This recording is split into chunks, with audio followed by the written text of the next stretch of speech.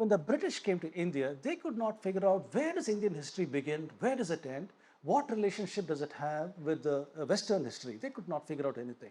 But they knew there was somebody called Megasthenes. Megasthenes had come to Magadha and he met somebody called Sandrakutos, who was an emperor, and he wrote that in Indica. So when the British came to India, they tried to see who is this Sandrakutos. And they said Sandrakutos is probably Chandragupta Maurya.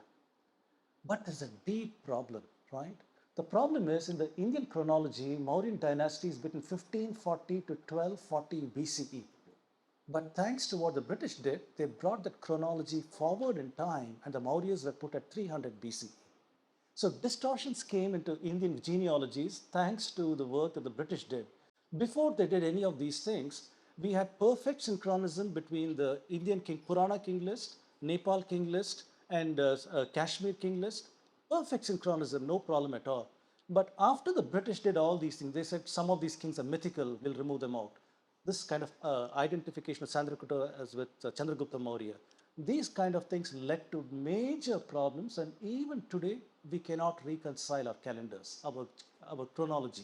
We cannot reconcile it thanks to what they have done.